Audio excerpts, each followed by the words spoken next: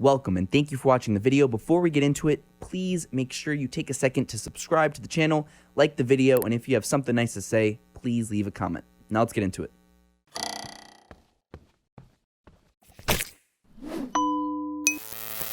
We're good. I mean, we can, let's just say it already started. I'm back with Neko White. Ladies and gentlemen, can you fucking believe it?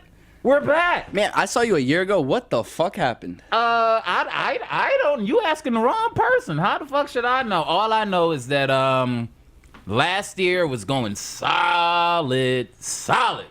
Then, fucking this year, the world implodes and it picks the worst timing as far as my hopes and dreams are concerned. Take a minute. Man, I don't know. Oh, I don't need a minute, nigga. I've had more than minutes, bruh.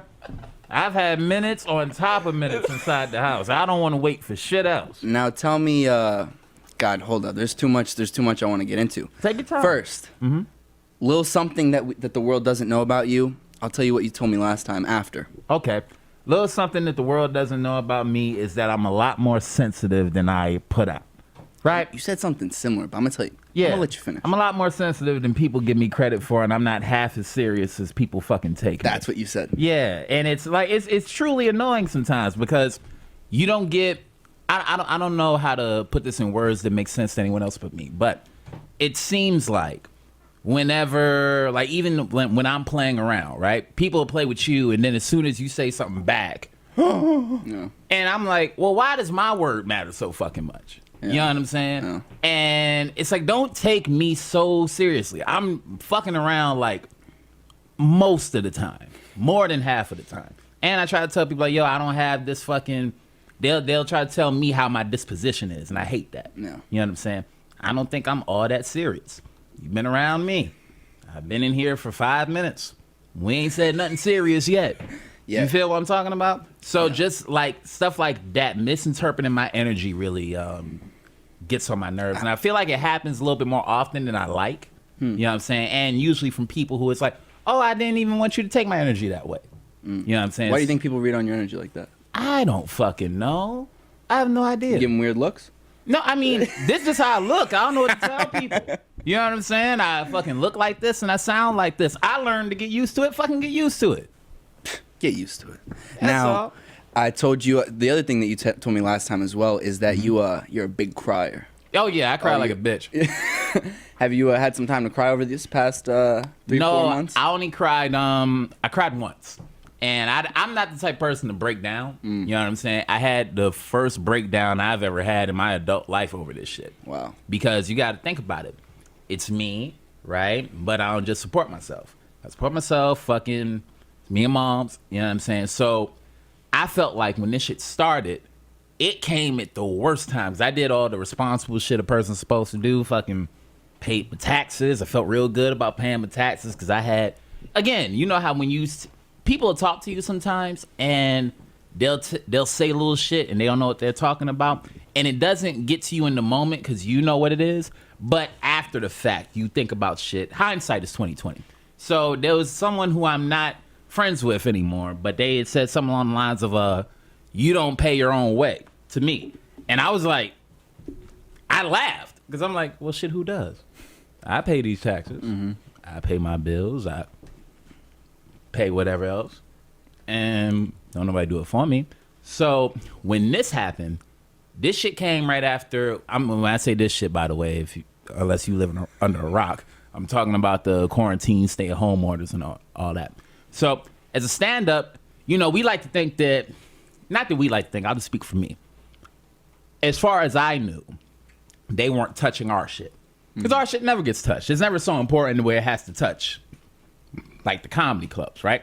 So again, you think, oh, there's some sort of immunity. Okay, there'll be like 20% capacity, whatever, we'll still be able to work. I had a headlining gig at Governor's Levittown, I think. Yeah. And they had just started the capacity rules, right? So, you know, we driving, me and shout out to Evan Combest, we going out there, and there was an energy in the air that was really fucking with me. You know what I'm saying? I like to think that I'm a, what you call that? empathic, right? So it just felt weird. But everything was the way I like it. You know what I'm saying? I had a good lineup of comics on the show. This is a club that I do really well in all the time, numbers-wise and all that. So I'm confident. I ain't heard nothing weird. You know what I'm saying? I ain't heard that the numbers are low or anything. So we on our way out, listening to Lil Wayne in the car like I usually do, but something just don't fucking feel right. We get there, nigga. We walk into the club, and I like to get to a club like maybe 15 minutes before the show starts, right? There's not a soul in that motherfucker, not one person. Wow. Right? So now me, I don't really tell motherfuckers this, but the one thing that scares me is no show. Yeah. You know what I'm saying? That's one thing that scares me. Yeah. I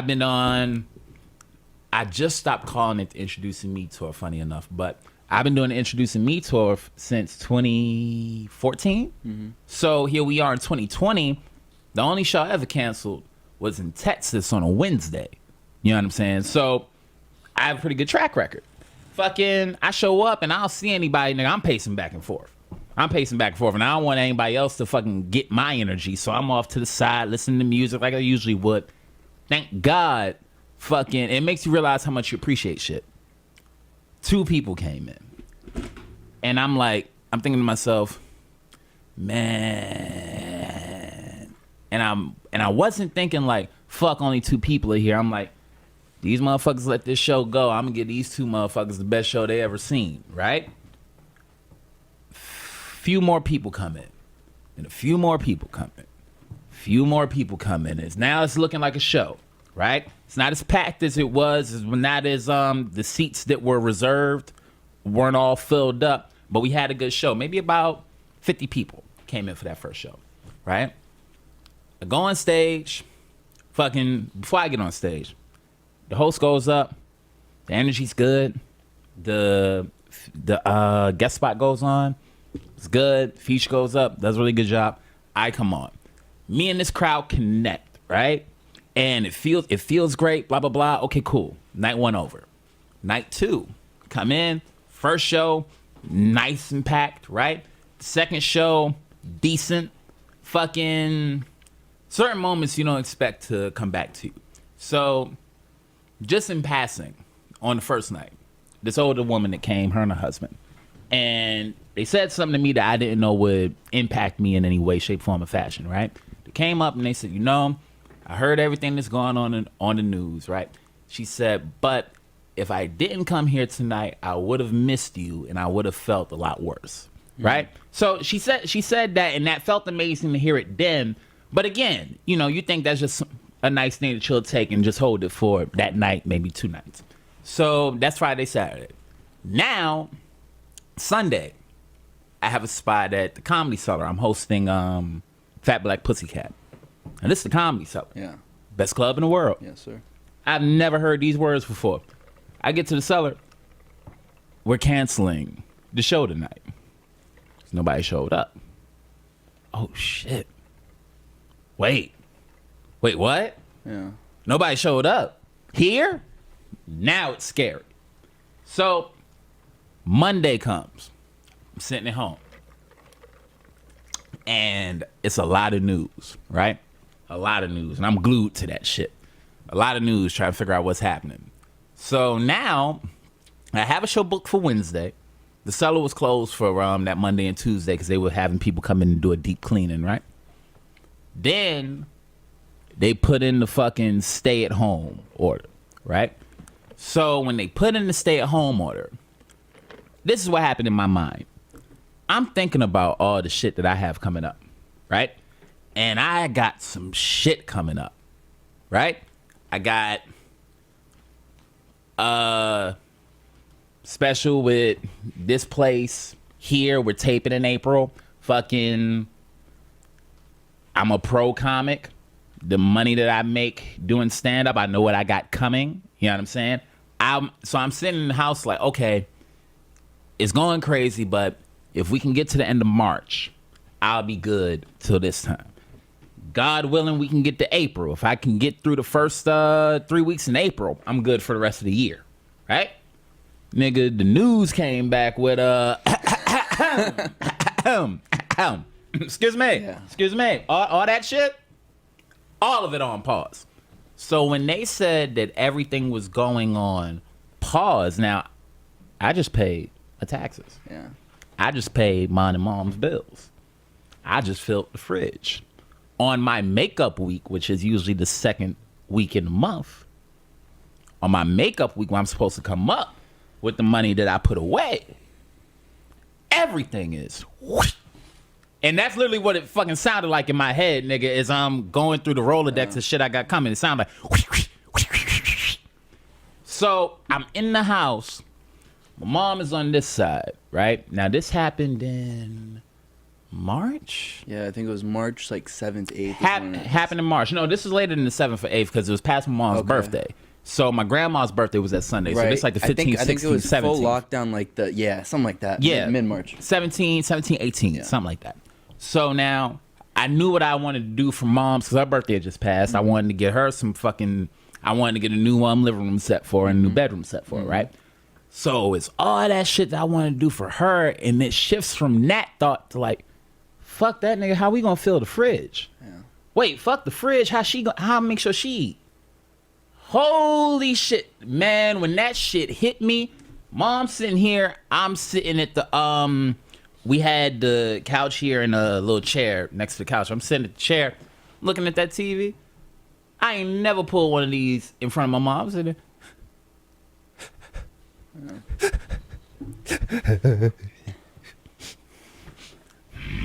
Then like the man and you like, I ain't about to whimper, nigga.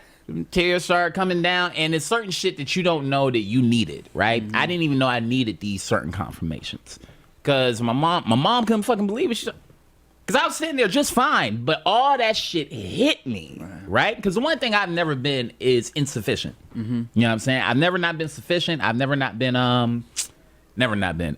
been insufficient. I've never been dependent, and I've never been in a space where I had to ask for any type of help. Right? I don't do that shit. I'm the suffer in silence type. So when it hit me, I was like out of it. I was going so hard. It all hit me. It punched me that hard. Cause I'm like, yo, fucking, we right here. We right here. You know what I'm saying? And this happened. So there's a selfishness in you that feels like it's just happening to you. Fuck everybody else. I didn't, at that particular second in time, I didn't have the wherewithal to think about everybody else. All I knew is that what I protect, what I stand for, and what I stand strong in, it felt like it was snatched from me, right? So when your mom talks to you, there's certain warmth that your mother has, right? If you have one that's any good, I can't speak for everybody's mom, but thankfully I have a good one. Fucking, she said some shit to me that I didn't know I needed to hear. Because in that moment, I'm like, yo, how am I going to take care of her? Fucking X, Y, Z isn't blah, blah, blah. And she was like, look, whatever you worried about, as far as you being able to look out for me, let that go. You've done an amazing job as far as that's concerned. And again, it's certain shit like that you don't realize that you need. You don't realize that you were insecure about, or I didn't realize I was insecure about that type of thing. I didn't realize fucking, I work a lot. You feel me? I work a lot. I'm damn near obsessed with comedy. Yeah, I know. You know what I'm saying? So I don't take a lot of time, and hadn't taken a lot of time to sit, smell the roses, and really appreciate shit, right? So the negatives of all this is it stopped a lot of work. Yeah. You know what I'm saying? It put a lot of shit on pause. I've never made six figures. Never been about to make six figures either. Now, you talking about somebody, I've been doing this, so I'm 14 years old, and it seemed like, okay, here we go. Yeah. So, in that moment, fucking, that shit hit me. And when it hit me, I had to sit after that punch for a minute. Yeah. You know what I'm saying? Yeah. So, and we talking about 24-hour span. Fucking, I hadn't been that down since my grandma had passed away in 2014. Yeah. And so, I start thinking all deep. I'm like, patterns and all that type shit, right? Bunch of stuff that doesn't really matter. So now, me and moms have our talk. I cool down a lot, right? Fucking my pops calls me. I get the other side of that talk. I cool down a lot, right? Now, I can't say that I have it all figured out. I can't. And I won't say that. But I can say I don't know what you call it. Whatever part of the universe that's responsible for looking out for me, I got that. You know what I'm saying? Whatever the fuck shit worked out. You know what I'm saying? And things happen, but in that initial moment, I was scared to death. You know what I'm saying? And I still worry about certain shit. You worry about, okay, when are we going to be able to perform? When are we going to be able to get back to it? So now it's like, okay, what am I going to do to fight this feeling? Because there's a part of me that just misses work. Yeah. You know what I'm saying? Well, I'm going to interrupt you. I also Please. know that, from last time, one of the big takeaways that I had of just as you as a person is, not only your love for comedy, but I remember, I think you told me you do like 500 plus shows a year. Yeah. And I mean, you've been doing it since you were, so. I was 5'4" when I started. Yeah. You're tall. You're like 6'2", 6'3"? I'm 6'3" now. 6'3". But also I think the other main, thing is just, I can't even imagine for you to, even you're talking financially, I mean, to work, to do what you love is one thing. To make money, to survive off of what you love is a beautiful thing. Blessing. And then, to make good amount of money and to Blessing. to have that, what's the expression, like a rug taken out or whatever it is. I can imagine that that's really hard. And also just, I feel like it's harder when you didn't do anything about it. Well, right. See, it hurts more so when you think about the fact that, like, because when I thought it was just happening to me, because again, we all get selfish. You know what I'm saying? Right. But when it felt like it was just me, that shit was the worst. Yeah. You know what I'm saying? To realize that it's everybody. When did you realize it wasn't just you? Probably a few minutes after. You know what I mean? Look, hindsight is 20/20, and you know the answers. Yeah. You know what I'm saying? You know the answers, but when grief hits you, you have to deal with that shit. Because again, I really am the type of person that I don't moan, I don't cry. You know what I'm saying? Fucking when shit happens, it happens. I'm one of those people that I think most of the time that you can't depend on people. You know what I'm saying? I've seen too many good people get hurt when they ask for help. You know what I'm saying? So I tend not to. What this showed me was that if there ever is a problem, there's help. Because what's the one thing I don't like? I don't like asking for help. Never did. I feel you. Shit, never will. But I didn't have to. You know what I'm saying? Yeah. And thankfully, even though I didn't much need it, it was offered. And from the people that offered, I appreciate the fuck out of. Because there's certain confirmations that you get throughout this thing. You know, people can say what they want about comedians. I know some news that comes out about some comics isn't always the best, but I'll tell you, as easy as I live and breathe, stand-up comedians are some of the best fucking people I've ever met. So you can miss me with all the bullshit. You can miss me with the examples of ones that aren't that good as far as being people is concerned. But I know some golden people in this fucking art form. And then knowing those people helped me get through this shit. And at what point did you feel like you were through the shit or out of? I don't necessarily know that I'm out of it. You know what I'm saying? And it's not about being through it. It's one of those things where it's life. Right. You know what I'm saying? We live in it. At the end of the day, I'm not dead. Yeah. You know what I'm saying? As far as I know, I'm not sick. You know what I mean? My mom is alive. There's food in the fridge. The rent is paid. And this gave me something. I talk a lot of shit. You know what I'm saying? I just mean just as like a person. Yeah. You know what I'm saying? I talk a lot of shit. But to actually be able to sit back and realize, and it's something I've always cared about, and it's something I always took a lot of pride in. But I was sitting in the house one day, and I'm on my laptop and a very good indica, and I'm thinking, fucking, what if it never comes back? What if it never comes back? If it all ended? What can you say?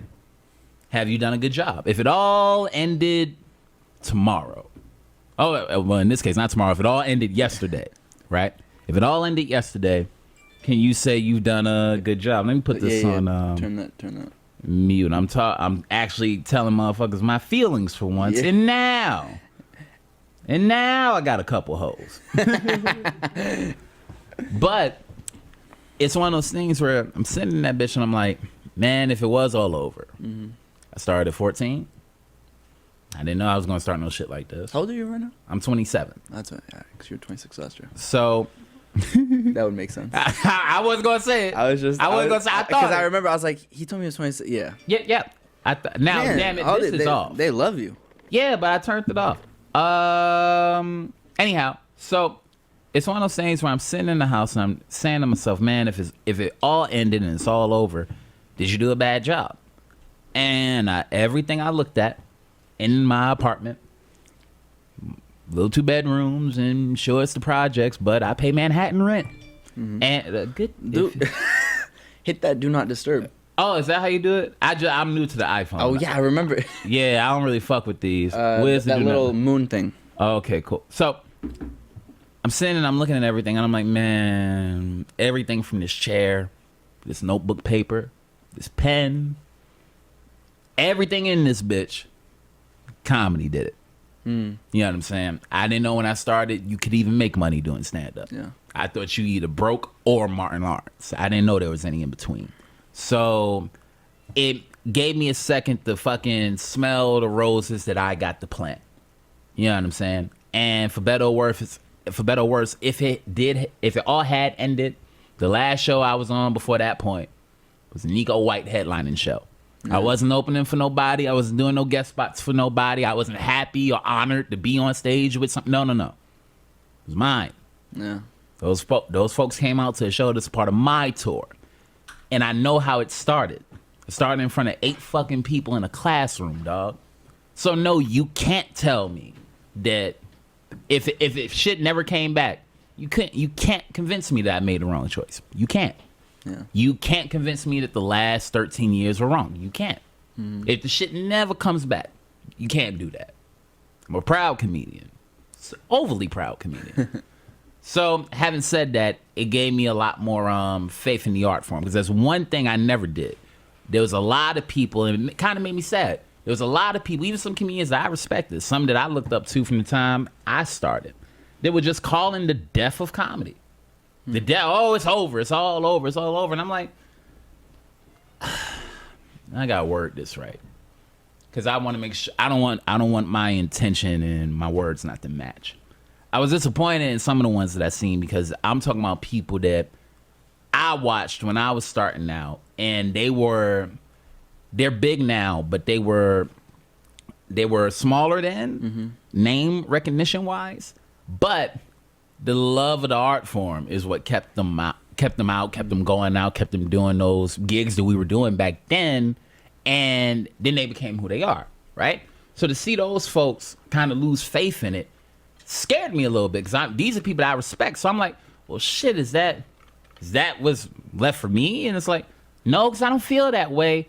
But damn, how you giving up on it? Right. You know what I'm saying? So it was like watching your it's like having siblings, and your mom is in like a nursing home or something, and your siblings are like, well, shit, I ain't going to see it. You know what I'm saying? It's over. It's like, it ain't even on life support, dog. What are you talking about? Right. They canceled the NBA. Nigga, comedy is not dead. Yeah. So to see that happen to people, then also realizing, yo, they love this thing just as much as you do. Yeah. You were scared too. Probably just scared.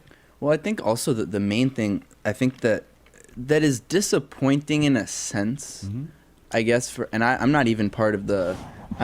This nigga want me to get even closer. Social distancing says 6 feet, nigga. My arm is only 4 feet. How close do you want me, man? But you sitting in your goddamn chair soon. But I think the thing that was, I guess, disappointing in a sense was also, you know, those top comedians that are so financially well off, they could take a couple years off. You know, they could say, death to comedy, I'm good. I get my residuals from Netflix. And true, but I didn't see a lot of those guys. I didn't see a lot of those, but I think, well, there's another thing that just came into my mind is, first, I think it's a great mentality to have, I guess, where you're basically setting no expectations for the future. No, I can't say that. That's No? that's a little too wise and a little too unselfish to be honest. But you did say if it ended yesterday. Yeah, if it I did my if so it at least ended- you're basically not, you're not like, oh fuck, I really want it to happen tomorrow. I really want this. Like I want everything to happen tomorrow. yeah. But what I'm saying is that in those moments, right? Because if they came back and said comedy was dead, R.I.P., you can basically kill people like me. But more so, what I'm saying is that I'm not insecure in what's been my career so far. Right. Very proud of it because for whatever you think you have to show for it, and depending on the type of person that you are and things that matter to you, fucking for me, I check those boxes. Yeah. To me, being a man is fucking keeping your word, taking care of the fucking people that depend on you, and staying true to the things that whatever your tenets are, right? So a couple of my tenets are, I just want to be able to, when I look in the mirror, I'm proud of the fucking person I see. I want to make sure the people that depend on me are good. And I want to make sure whatever the thing is that I'm doing it as best as I can. Right. I can check off those 3 boxes. Beautiful. You know what I'm saying? And again, I'm a stand-up comic. Yeah. Just is what it is. And I think, but it's crazy because in these past 3-4 months, it's one of those things that I think comedy is, since it's kind of like a human, I don't want to say emotion. Laughing. What is laughing? It's a reaction. I think reaction. It's like a natural. It's a natural. The way you love or the way you eat is something that people just do. You know what I mean? Yeah. And they'll always do it for the rest of the time. Yeah. So I think, to think that there's not a market for what we do is ridiculous. And there It's always ridiculous. will be. Oh, it always will be. Look, stand up isn't going anywhere. Yeah.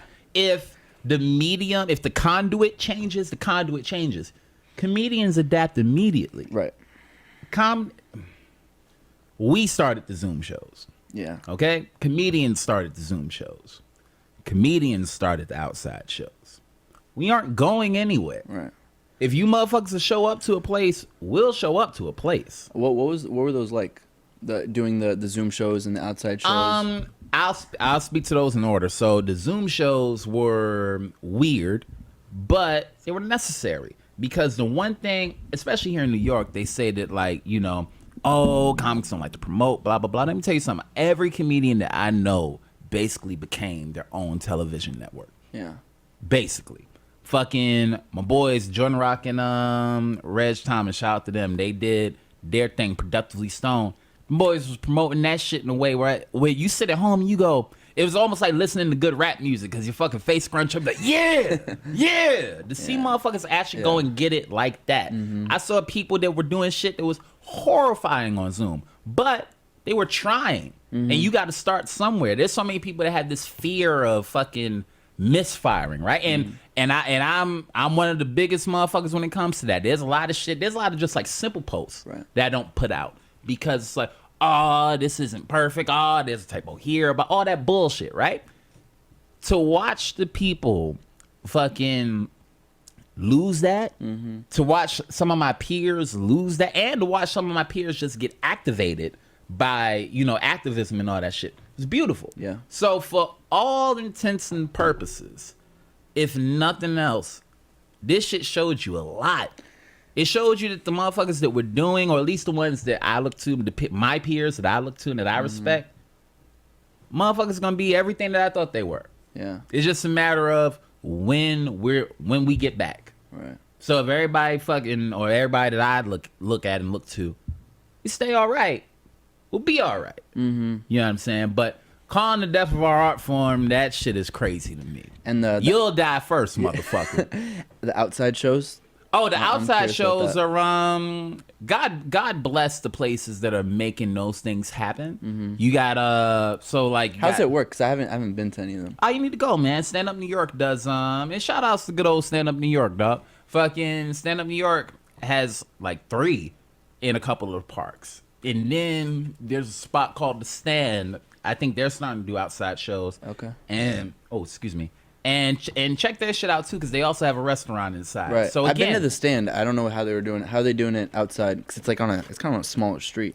It's on a smaller street, but they had that whole like outside block basically, and hopefully there's not too many. No, it can't be because they're able to sit people outside. So basically, they take the restaurant that they had inside, and I'm so fucking glad they did because, look, man, we don't want, as a comic anyway, you don't want to see any place fucking not be here. Yeah, you know what I'm saying. There's already not enough spots. You know what I mean. So, shit, we worry about these places. You know what I'm saying? We all be like, fuck, we hope everybody's still here when we get back. So to see them taking steps to make sure that they can still be productive in this time, amazing. You know what I'm saying? So God bless those folks. Yeah. You know what I mean? But they're good shows. The best one I've done so far was Jay Nogg's joint out at the Bel Air Diner out in Astoria. And man, I was nervous. Yeah. You know what I mean? I was nervous. I didn't do a show for over 100 days, like 118 days. And that shit kills me.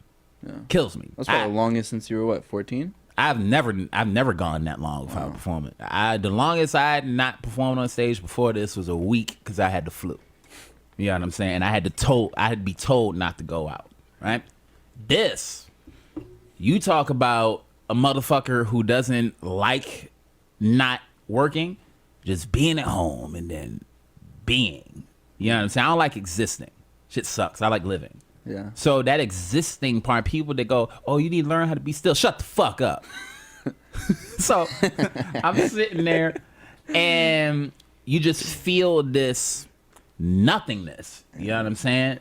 And it's hard to be productive. So what brought me out of that, and a lot of comics did this too, to where if they had a project that they could put out, they put it out. Right. So for me, that looked like it became my album.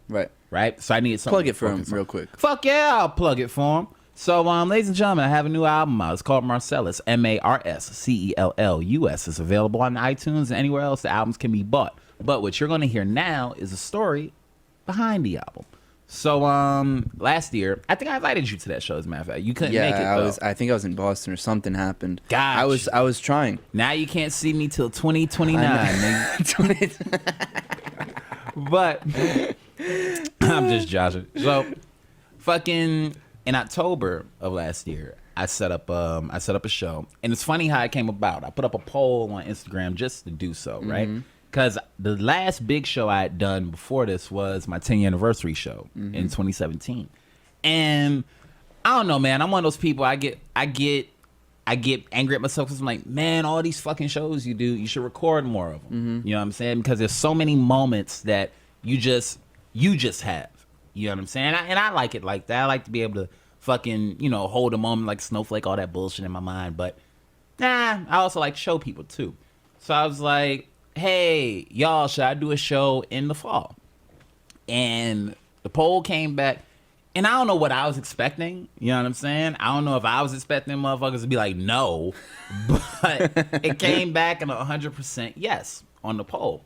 So that gave me all the happy butterflies inside. And I hit up the folks in New York Comedy Club. And I said, hey, can I get a date for October? Gave it to me right away.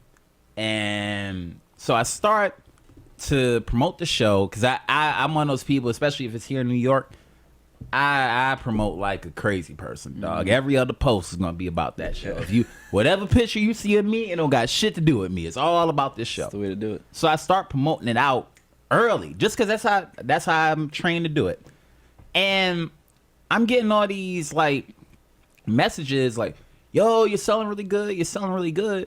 But bro, I don't know who's buying the fucking tickets. Because everybody that usually are my go-tos are like, "Nah, I ain't got mine yet. Nah, I ain't gonna be able to make it. No, I don't know." So I couldn't put names to ticket holders. And because I'm so nervous about that type of shit, I don't like asking how many tickets are sold, right? I don't want to know the number. I just want to know the show is a go and sold out. That's all I want to know. Anything else would drive me fucking crazy. So I'm promoting, and I still don't know what I'm gonna do with this, right? So Scott at New York Comedy Club, he's a sound engineer. So I just asked him, I said, hey, can we record the show? Again, still don't know what I'm going to do with it. I just want the tape, just in case. Man, Me and Mikey Mays, shout out to Mikey Mays. Mikey's a very, very good friend of mine, and he opens for me on the road, right? So Mikey's going to be on the show in October. We're doing the last stop before my show here in the city was our gig in Altoona, PA, right? And you know how shit just feels special? Fucking dog, we go out, we drive out, and Jason, I think is the guy's name. I fucking hope I got it right. That brought us out there. We do that show, we fucking kill, and that was one of the ones where Mikey put his foot in their ass before I got up there, man. So I had to go up there and I had to work, and then after the show, we have a fucking impromptu barbecue at the house. After the fact, fucking people that were at the show came, just all that type of special shit that you can't replicate, right? And now I'm hearing that my show is sold out. And I'm like, bullshit, there's no fucking way. This is how paranoid I got, dog. I thought that somebody 50 cented me. You remember when Ja Rule was going before? This nigga 50 bought out the whole front row. I said, yo, somebody is fucking with me, dog. So again, I don't know why that's where my head went. So we get to the day before the show. And they let me know that, yo, we sold out and we'll sell a couple more tickets, you know. So, fucking, they do their thing. And I went and Mikey had made me a jacket, right? The Neko White jacket. He had made me that. And I was like, I'll never get the fucking chance to really wear this. I get that. Fucking, I actually went out and got a shirt embroidered with my initials on it. I'm really doing it up for the show. So now we get there, and which camera is mine, bro? That one.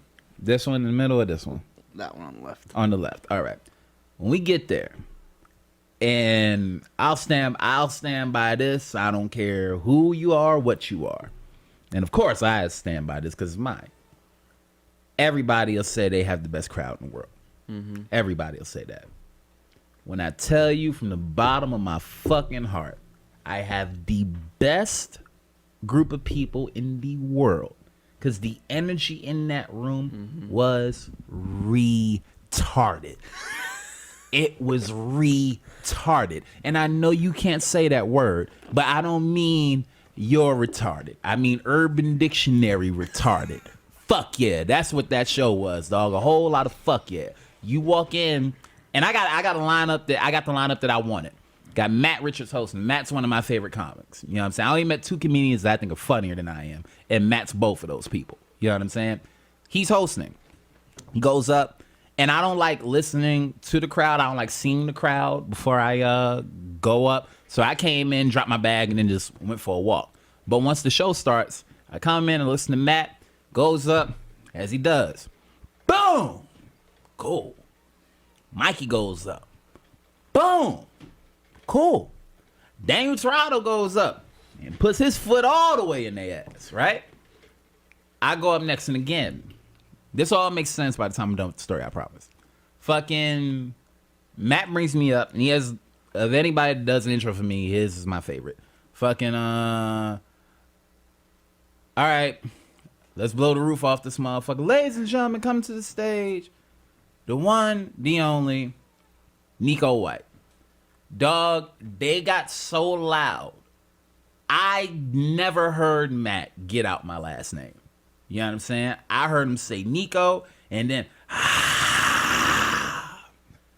even in that moment, if I show you the tape of that shit, pure joy. In my face, pure joy. Pure joy. Fucking, I get on stage, and we have, in my opinion, one of the best shows I've ever done. You know what I'm saying? Fucking whatever was in that room that night, we captured lightning in a bottle. For real. And when it was done, it just felt really good. If that makes sense. I still didn't know what I had. I didn't know I was going to do anything with it, but it just felt really fucking good. And I didn't even go out afterwards. You know what I'm saying? We all just chilled at the fucking bar. You know what I'm saying? And we're all talking. And God bless her, because this is one of the best compliments I got last year. And it came from a young comic named Adelie Arcur. She was playing cleanup on the show, right? So you have My show, I go up and I'm done. I bring her up to do the checks because they still got to get them to pay their checks and everything, right? And it's after the standing ovation. She comes up and she fucking does a great job, right? I'm sitting at the bar and she comes out. She says, hey, something. And then she goes, you and your audience have a very similar energy. And that shit meant the world to me. You know what I'm saying? I don't know if I can tell you what it means, but I can tell you it meant a lot to me because it's like, that's what I want. You know what I'm saying? That's exactly what I want. I want me and my crowd to, whatever our wavelength is, I want to match their frequency, right? So now, we're done. Done with the show. I got it. I got the tape. And so now what we going to do with it? I got a special taping coming in April. So, all right, I'll make this an album. Right? But I'm going to make it an album and I'm going to schedule it around the special coming out and then boom, the album. Right? Different kind of bits on it? Because the special itself is only going to be, a couple minutes. Okay. And then this is an hour and change. So that was the plan. Right? Again, still not really sure of what I got. I'm just thinking I got a good show. My nigga, then this happens. I'd already taken the headshots. Not the headshots, done the photo shoot with Phil Provencio. Shout out Phil Provencio, favorite photographer on the planet Earth. Fucking, we had the tape. I had my pictures. Still not quite sure what I got on my hands. The pandemic hits, the stay-at-home orders hit, and the fucking sadness hits, right? So I needed something to pull me out of that. So I started listening to the album. I mean this when I say it. I've never been to therapy before. Who knows? Maybe I should go try something. But I listened back to that tape. And it sounds corny, but I don't know if you can hear yourself smile. That's what that was. I listened back to that tape and I even put it on my website. If you want to see me get real sappy about some shit, go to nekowhite.com/blog and read the story behind the album. Bro, I listened to that shit and I'm like, I know what we got now. What we got in Marcellus, in that album, is an audio picture of the fucking best time I've ever had on stage. In front of the people that I do it for. You know what I'm saying? I love stand-up. And I do it for the people that like my thing. You know what I'm saying? I've been watching a lot of anime over this time, a lot of One Piece. One Piece, is about a pirate, Monkey D. Luffy. Goes around, he gathers his crew, right? The people that sold out that show, remember how I was telling you I couldn't place them? Because it wasn't my regular folks. I had maybe 8 people out of the 100 and change that have been before, right? Everybody else were people that I accumulated within the previous 6 months prior to the show. One of the dudes who was in the front row, I have a picture with him from when him and his wife came to comic strip. He's what I said I would look like when I'm older. Older me. He was just at comic strip live one night. I was fucking with him for looking just like me. Sure enough, connected. They came to the show. Young lady who I did a web series with came to the show and bought people. They came to the show. Fucking oh my god. A gig I did in Connecticut. Those people drove up. One lady came from fucking upstate New York. Her man drove down all those fucking hours to get to the show. And it's certain shit like that you don't really you don't appreciate it the way that you should appreciate it until something fucked happens, right? So now I'm sitting in the crib and I'm going through the tracks and I'm like, I gotta put this out. You know what I'm saying? I gotta put this out because I wanted them to have something, and I don't know, this might be thinking too much and guilty, but I don't like seeing my people, my supporters, I don't like seeing motherfuckers sad. You know what I'm saying? And knowing that you can't get to them. You know what I'm saying? It's like, fuck, I can't do stand-up the way that I do stand-up. You know what I'm saying? So I can't even tell you motherfuckers, yo, I'll have something hilarious for you if you can get to this place. You You know what I'm saying? And I don't really like Zoom like that. Shit is kind of uncomfortable. Yeah. My walls don't got all the pictures on them that I want. So I don't even like having that shit just in my house. I'm private as fuck. You know what I mean? So the whole thing was weird to me. So it's like, I don't like those. So I need to give them something. Man, I put that album together.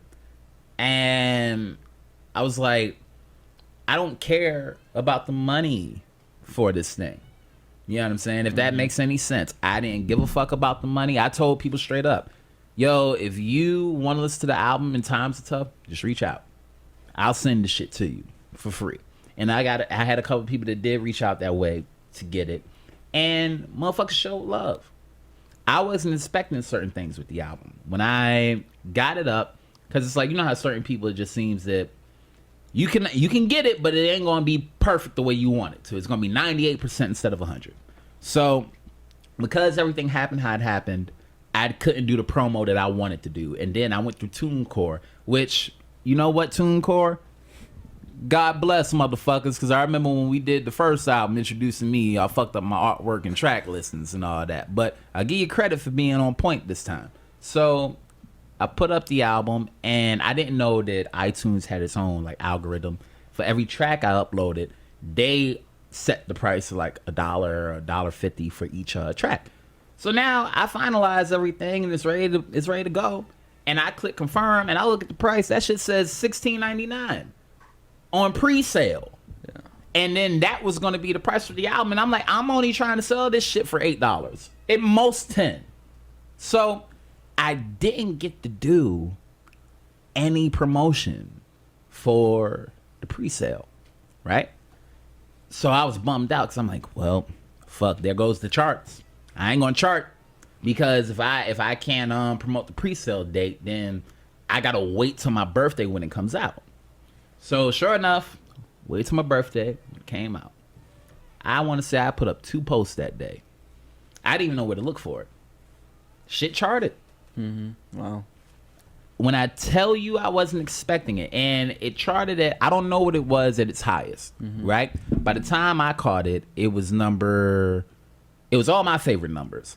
Because it was 3, it was 8, no, it was 3, it was 5, it was 8 and 9. Mm-hmm. I'm born 5/8/93. So every time I checked it for that weekend, it was one of those numbers, right? Again, overly metaphoric. I'm a Lil Wayne fan. Don't judge me. But it's just little shit like that. Right. You know what I'm saying? Getting the messages from people that are like, yo, this helped. Thank you for this. It so much so that it made me fucking re-release my first special, introducing me. And just to be able to give them something. Because I don't think motherfuckers realize, or at least don't realize from me, how much they mean to me. Mm-hmm. You know what I'm saying? Yeah. Whatever my little group is of whatever hundreds of motherfuckers that fuck with me, that's what I do it for. Right. I hope to increase that number, of course, but to me, that's all that matters. So to be able to have something out that they can enjoy, dope. And did you were you able to write new content, you know, during this time? I mean, I've written a lot, but focus is hard. Yeah. You know what I'm saying? Focus is hard. And there's a lot of procrastination is so easy. Yeah. Bro, procrastination is so easy, and it shows you who you can be at your best, who you can be at your worst. Because at my best, I'll knock out a project, the to-do list like that. At my best. Mm-hmm. At my fucking worst, I'll sit there and fucking can't focus, mind going everywhere. But though I can say I've been creative. And it's one of those things where I'm the type of person I kind of have to say I'm going to do something to do it. So after we put out the album, I was in a space of, all right, man, just be happy that you put that out. Yeah. And then, you know, with the fear of misfiring, I would have a clip. I just put out the clip for the Leon Nelson joke, right? I know, that was one of my favorites. Thank you, bro. I put that one out a couple days ago. You know, I've had that clip for a month. That clip was supposed to go out in June, and the reason that it didn't is because I'm a person. Fucking, I got tired of being on social media with all the fuck shit that was on social media. Huh. Like, I can only see, I don't know how your algorithm works, right? But I think Facebook, Instagram, Twitter, and all that shit that reads our algorithms and reads our data, I think they have something in there that particularly triggers fucking people like me. Because before everything happened with George Floyd, Breonna Taylor, and everybody else they fucking massacred, I was seeing like dog videos on my Facebook and all that shit. Cut to the next 45 days after George Floyd's case broke, every video I came across was of cops beating the shit out of civilians. Every single video. Yeah. And it's like, I got to get away from this. Yeah. You know what I'm saying? So I would go online and only either post like a check-in, like, yo, I'm alive, don't worry, and a story. Then I'd dip right back out. So what was supposed to be a clip that I put out Wednesday became next Wednesday. What was supposed to be next Wednesday became like 3 days ago. Right. You feel me? Because I am still human. I'm not susceptible to the same thing everybody else is. I got overwhelmed by the fuck shit. Mm-hmm. You know what I'm saying? So now I'm in a space of, okay, you got your second to breathe, nigga. I'm gonna give you the rest of the week to nap, get some rest, go out there and risk your life to talk to Felix Levine. You know what I'm saying? Nah, you giggling, nigga. If I died, this would be the greatest podcast you've ever done. Meanwhile, I'm dead to the motherfucker. God forbid. As this nigga sits here with a thong wrapped around his face. On that note, we're going to take a quick break. We're going to talk about, got 2 quick ads to run. Oh, okay. Tell your ads they need to fuck with the Pothood podcast. Well, the first one is support for Where's This Going comes from our longtime sponsor, U.S. Wellness Meats. All of U.S. Wellness Meats' beef, lamb, bison, and dairy products are 100% grass-fed and grass-finished. They also offer pasture-raised heritage pork, free-range poultry, and wild-caught seafood. They specialize in a variety of special diets and have hundreds of paleo, keto, Whole30, sugar-free, and AIP-friendly options. U.S. Wellness Meats has over 400 all-natural foods in their online store at uswellnessmeats.com, and they'll ship anywhere in the country for only $9.50 for shipping and handling, and most orders are delivered within 24 to 48 hours of leaving their facilities. Use promo code PODCAST, that's PODCAST, for 15% off your next order at uswellnessmeats.com. That's promo code PODCAST for 15% off your next order at US Wellness Meats. And lastly, you want to talk about you have some meat stories? No. I mean, I have some meat stories, but give me your best meat story. My best meat story. So I once went to a Whole Foods on 86th Street, and I don't want anybody to get fired, but just let me find this bitch ass nigga's name. I was in that Whole Foods, right? And I'm walking around in there. Hold on, let me find it. You wrote his name down? Yeah, of course I wrote this bitch ass motherfucker's name down. He worked there? Huh? Oh yeah, they worked there, nigga. I filled out a whole complaint. I'm dead serious. This ain't for jokes, nigga. I want this motherfucker fired. So yeah, I went to Whole Foods on August 19th, 2019. I just saved the email. I don't complain a lot, but you got to use the inner white lady somehow. So I just wanted them to know that I was in that Whole Foods on 86th Street and East Side 86th Street, by the way, in case anyone's wondering. And I went there to get I wanted steak and I wanted some pork chops. And I also wanted some soft shell blue crab, right? So you're eating nice. Man, when comedy was on, like dog, that eating like a king shit was not a joke, fam. Not a joke. That's why they talk about, $600. Fuck y'all. Y'all fucked up this country. It's the least y'all can do is give us $600. And that, trust me, there ain't no money. It's not no fucking money. These people talk about you making more at home. No, the fuck we ain't. Fuck you mean? Every time I look at my fucking checking account and see the DUI, whatever the fuck it's called, put $525 in my fucking accounts. Y'all don't understand if you understood the shit I've thought about doing during this time. Tell me what some of your thoughts. Fuck no, are you crazy? I ain't trying to go to jail, nigga. You can't tell by the eyes I'm giving you right now that I'm not thinking shit this savory. The army will show up to my motherfucking house. When I'm telling you, by the way, I'm no threat at all. I'm 155 pounds. Fucking anemic and all that shit. I don't got time, patience, or the fucking bone density to be a threat. So just relax and talking shit on the Where's This Going to Jail podcast with Felix Levine. But So I walked in there to get that stuff. I go to the butcher, and you know, Whole Foods, they got the butcher, they got the seafood guy, and they don't have the crab that I wanted, so I got to go back to Fairway. Problem is, Fairway closes in like 30 minutes. Whole Foods stays open. So I took the meat that the guy had cut up for me already, and he wouldn't take it back.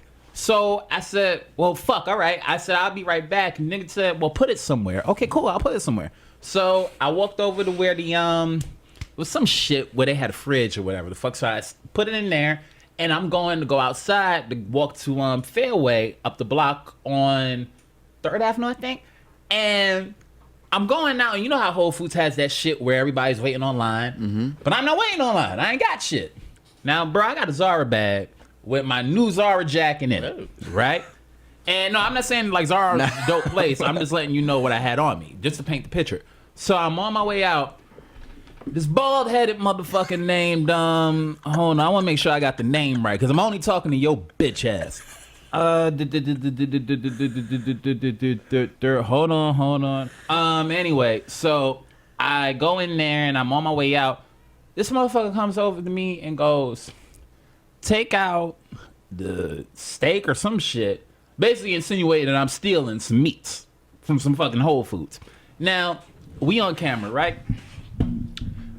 If y'all can see me, this is how big I am, right? I'm a very little fucking guy. You see how much t-shirt is left in this motherfucker? I'm a very little person. So it would be very easy to tell if I was hiding some fucking steak and salmon on my person, you bitch ass nigga.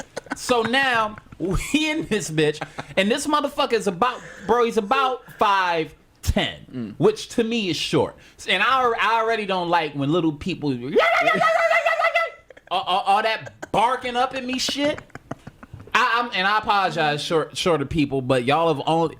I've been taught my whole life, and shorter people have always been dicks about it. You know what I'm saying? So I already have a complex as far as they're concerned. But this nigga is telling me that I stole meat from fucking Whole Foods, and it would be different if I had meats on me. My nigga, I got a Zara bag with my jacket in it, and this is the fuck shit, because I'm like, what?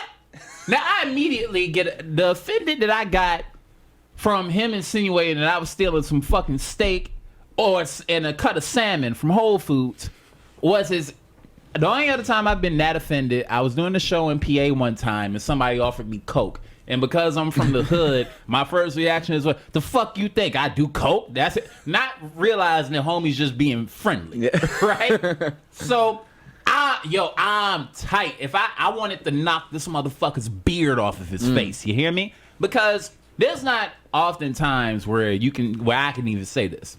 This is one of the one days where it's like, I got a pocket full of money, man. This is one of the one day, because trust me, it don't happen often.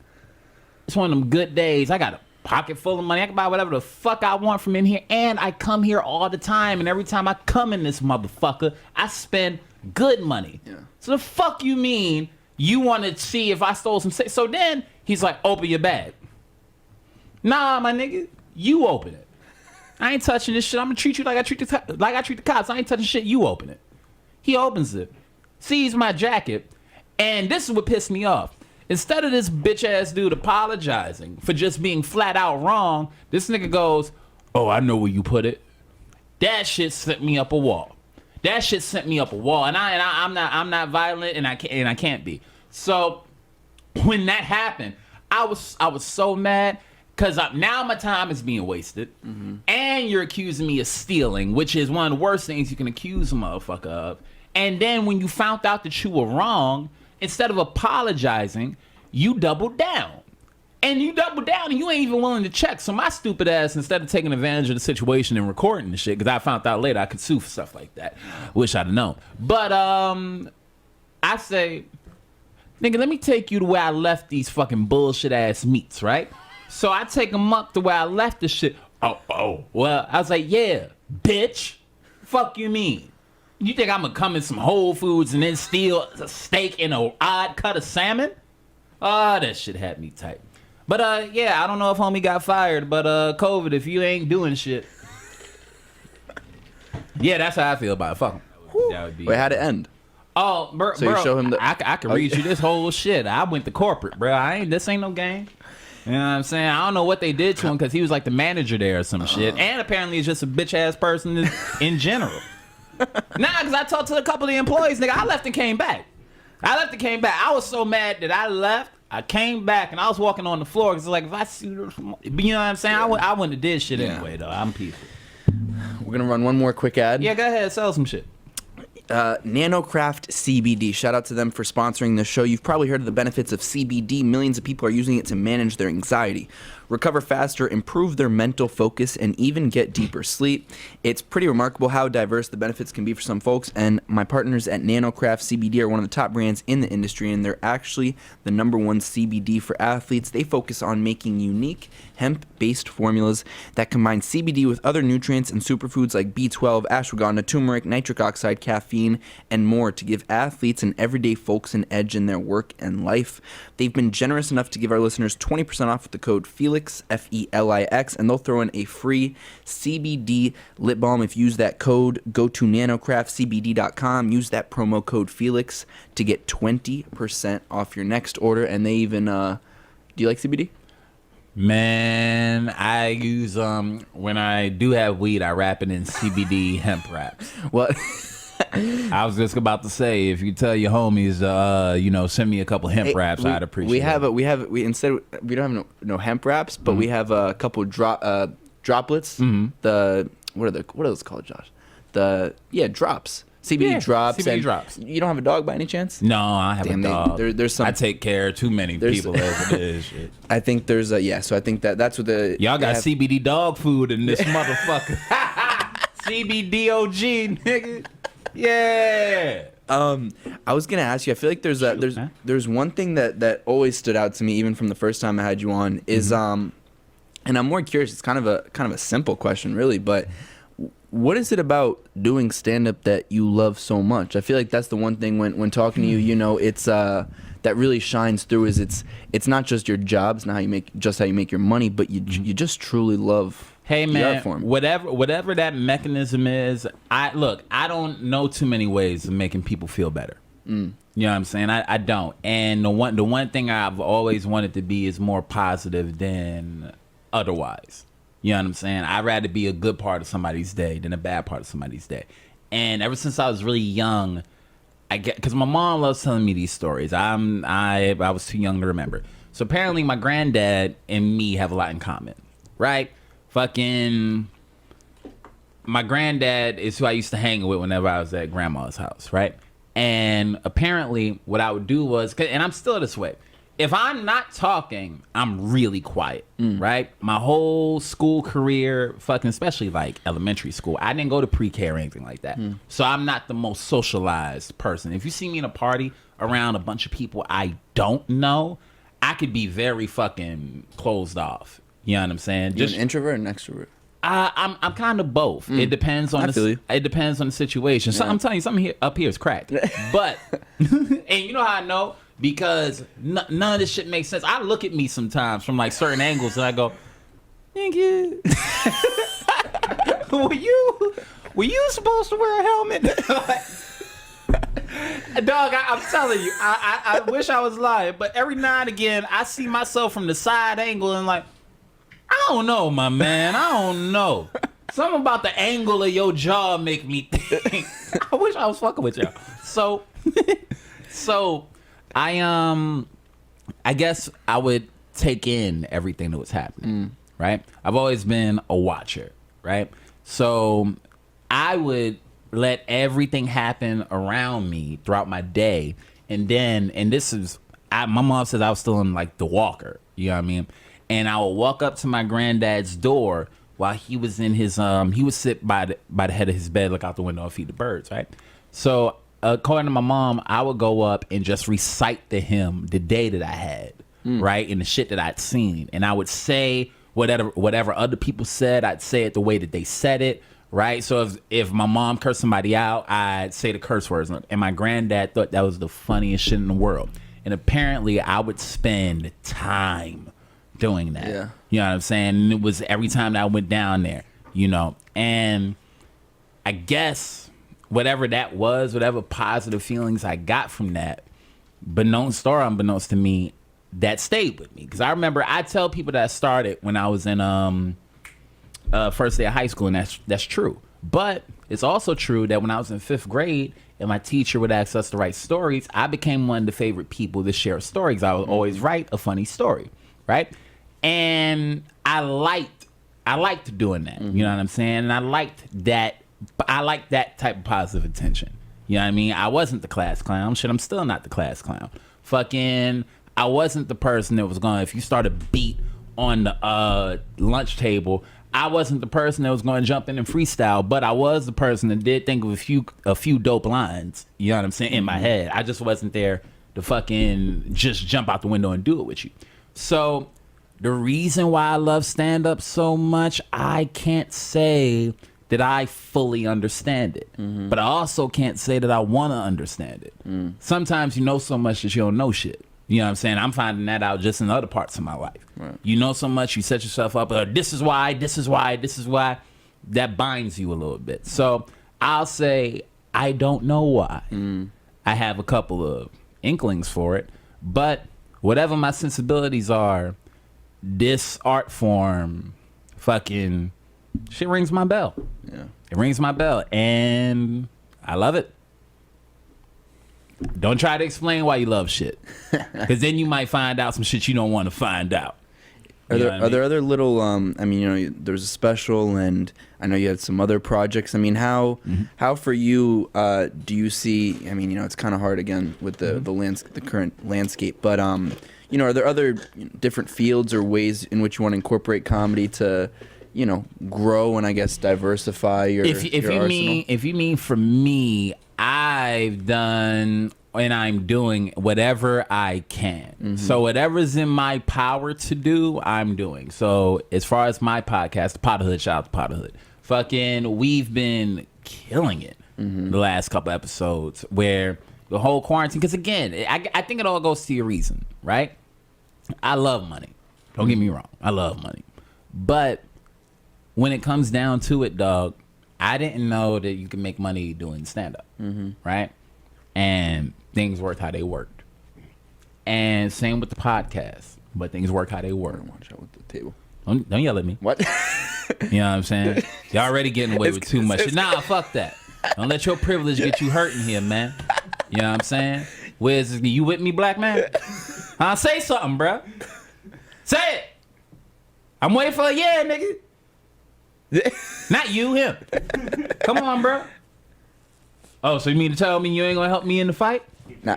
He paid you. Man, edit that out. Don't say no fuck shit like that. He see me so much. Nah, I know. Cause he the sound guy, nigga. He hate this shit more than anybody. He hates it more than I do. Fucking but yeah, man. I'm doing whatever I can. Yeah. Whatever is within my personal reach, I'm doing that. Right? And again, fucking beating the procrastination. That's the first thing I gotta finish fighting. You know what I'm saying? I'm not fighting anything else but me right now. You know what I'm saying? Do and finish, but also get the rest that you were missing out on. You know what I'm saying? And not chalk it up to the game, but chalk it up to your faith. It's weird how faith works, dog. One day you'll have all the faith in the world. It should be where it needs to be. Then another day you'll hear, if you're like me, you'll hear the news and be like, why did I listen to that shit? Yeah. Because it puts you in a rut. So I have a script that I'm writing. I have a thing that I'm going to get started on in a little bit that I'll be able to put out for y'all. You know what I'm saying? So there's stuff coming. Yeah. There's stuff coming because, again, for me, I feel like this thing isn't finna stop me. Fuck that. Yeah. Now, who's to say I don't know if I'll make a mint off of what I'm doing or not, but I know I'm gonna fucking do it. And whatever, I'll never shortchange the motherfuckers that I want to effect. You know what I'm saying? So I'm gonna take a risk. You know what I'm saying? I'm gonna try something, and I'm gonna put my best foot forward with it, and hope that it resonates with the motherfuckers I want it to resonate with. Right. You know what I'm saying? And then hope that everybody outside of that likes it too. But really, for my core, whatever, it's for them. So I got stuff coming. Is there? I'm also curious, even within the comedy scene, is there a? Would you say? I mean, you're the inside, so you know better. A common fear of what's going to happen? I mean, is there? I mean, there's common worries, but I don't think it's particular to just us. Right. It'd be different if it was just us. And I mean, it's hard though because the only thing that I can think of that's not open to some capacity are clubs, you know? So that's, I guess that's the scary part. It's also because like a place like the Cellar, I mean, you're like, if the ceiling's like 7 feet and it's just all inside. I mean, it's the worst thing for, you know, for the virus. Well, again, well, first of all, don't go saying that on no. public forums. Snitch ass nigga. But this nigga just out here fucking the game up, dog. So you know, I did the math, and the ceiling's only 7 feet, isn't it? No, I'm all for the Cellar opening. Shit, I'm all for, but see, it's not just a Cellar. I'm all for clubs opening, dog, because you gotta understand, every single place has that many comedians that, and I'm not gonna say depend because we depend on each other. You know what I'm saying? You don't get to be a legendary comedy club without comedians, right? And comedians, we're the ecosystem. You know what I'm saying? Because even right now, the clubs can't be open right now. We're still doing shows. You dig what I'm saying? And we love those places. We enrich those places and they enrich us. And together we make each other rich. You know what I'm saying? So I think that I don't like to think about it, right? The common fear for comedians is just surviving until we get to where we're going. Right. You feel me? And to be creative in the meantime. Everybody's going through this. Right. You know what I'm saying? We're all fucking chomping at the bit. All of us were put on pause. Yeah. You know what I'm saying? There's comics that, even outside of myself, that had things coming this year. And, you know, when motherfuckers talk about it, you go, fuck. Yeah. Fuck, why'd you put that person on pause? Fuck, why'd you put that person on pause? And what really keeps me up, fuck, why'd you put me on pause? But, God willing, we all survive. Should be okay. Yeah. You know what I'm saying? Just keep... I ain't gonna say, I was about to say keep sane, but do whatever the fuck you have to do to make sure you and yours are okay. Yeah. And I think there's one other thing that I wanted to bring up as well. How long is your longest podcast now? I think you going for the record? Because I'm going for the record. I think last time you were going for the record. That's a good question. My last doubt was a long time. I think hour 55. Oh, nigga, we beating that. How long am I here so far? Oh, nigga, fuck yeah, I'm beating that. we got till 6. So. Let's see. You'll break it. I'm breaking it. I'm breaking it. I'm off this bitch at 5:55, bro. Hell yeah, I'm breaking it. Told you I was coming back for the record. Yeah. One of my favorite bits from the album was when you start talking about the political landscape. You start talking about Trump and Biden and how you're kind of down the center. I mean, or I don't like either of them. Yeah, I don't like any of them. I think that's kind of a general sentiment. Yeah, I don't like any of these Alzheimer's patients. I don't. I fucking don't. I don't. What's your predict? If we get you on next year, what's your prediction? My prediction is that you're gonna choose between soft shit or hard shit. That's my prediction, and it's up to y'all to figure it out. If you want to vote in somebody like Trump, then by all means, do your thing. If you want to vote for somebody like Biden, by all means, do your thing. I'm sitting this one out. Neither of these motherfuckers have anything I want anything to do with. Either of them. That shit Biden said at the start of the fucking one of the worst weeks of all of our collective lives was irredeemable to me. If you ain't black. Yeah. Yeah. Who the fuck are you to have helped write the crime bill? First of all, and just because you stood next to Obama for 8 years doesn't make that shit okay. Doesn't make people like me forget it. But then to come out on the Breakfast Club, and I don't care how comfortable you are, to say what he said as if you're of any authority as far as blackness is concerned is ridiculous. It's fucking ridiculous. It's the same old man as far as reparations is concerned. What? I'm not giving anybody any money that... Yeah. Fuck you mean?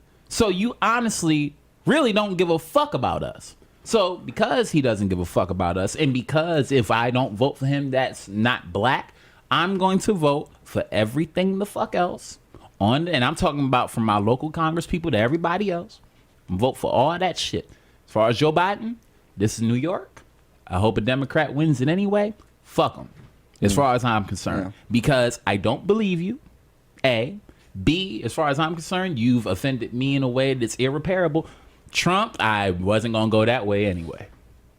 So, for me, I think, unfortunately, that it's going to be a fight for the vice presidents. I'll watch the vice president debate. And then I'll vote, depending on who has the best vice president, which is going to end up being a vote for Biden. Because Mike Pence is Boulevard Trask from X-Men. And I'm not voting for that piece of shit. Yeah. I'm not voting for him. I'm not voting for his fake ass wife. I'm not voting for him and the boyfriend that he holding off to the side. I'm not doing it. Oh, bro, he hates it. The hatred that motherfucker has for gay people. I know. I heard about that shit. You? Yeah. How? Nigga, you sweeter than juicy fruit. The fuck you mean? What are we talking about? What are we talking about?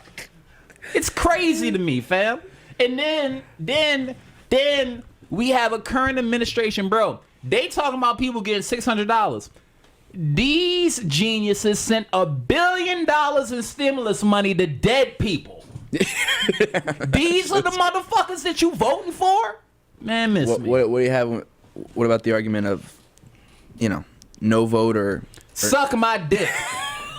There you go. You happy?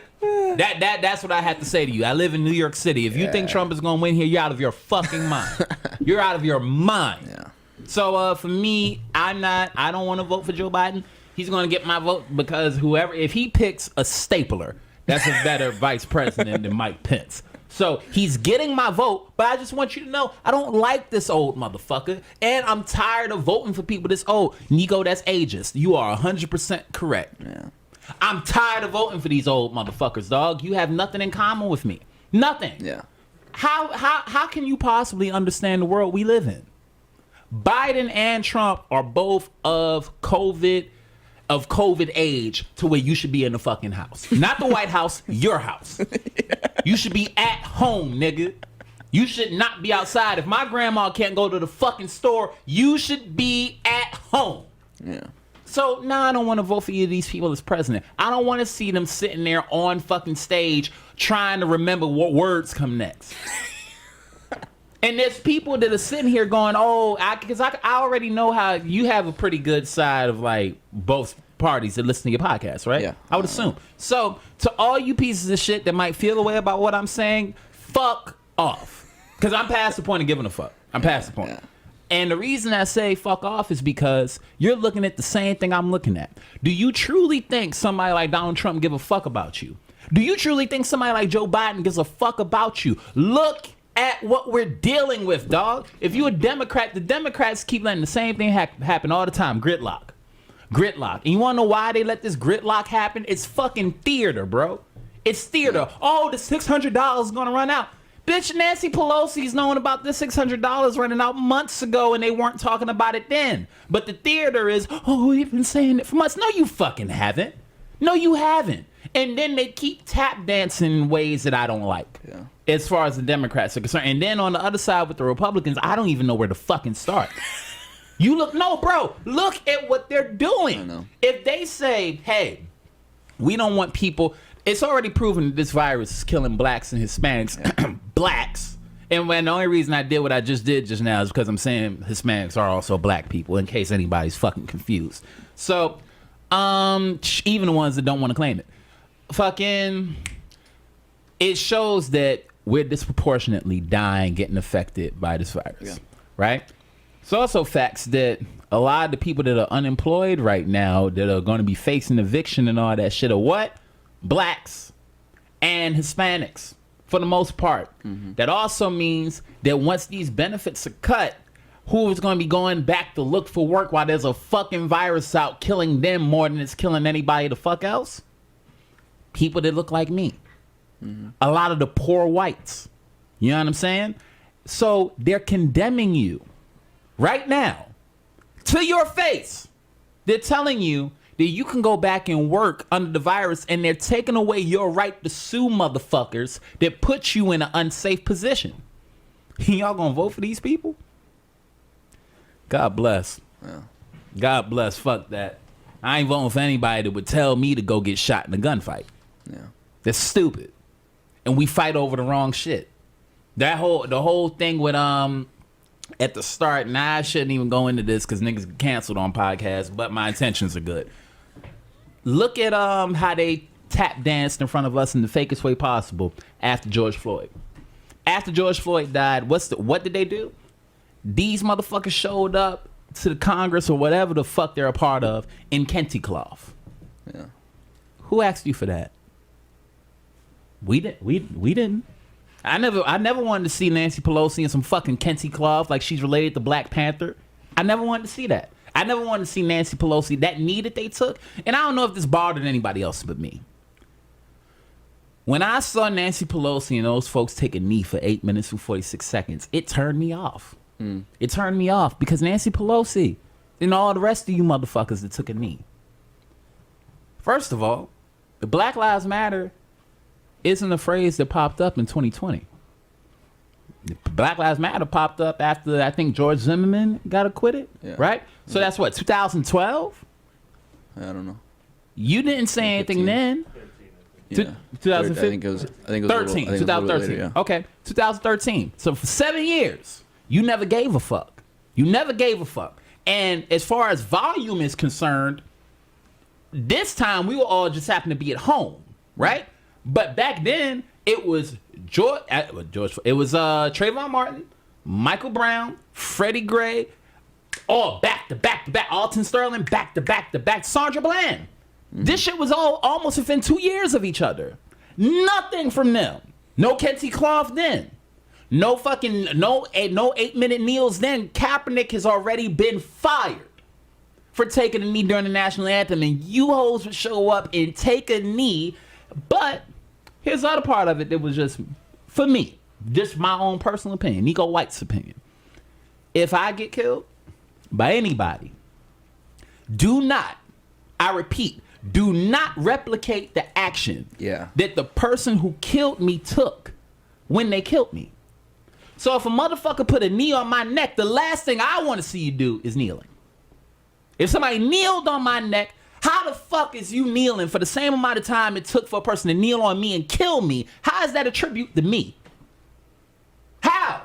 No, I'm asking. It's not. Thank you. That would seem like a fucking tribute to the person who did me in. Yeah. Now that's just how I would feel about it. If I was watching from heaven, it would have been lightning all over the fucking place. Right? The people that activated in that time, bravo. Fucking the young people that got active in that time, bravo. They took action in a way that even that shit had me at the house like, that shit felt like DMX music, bro.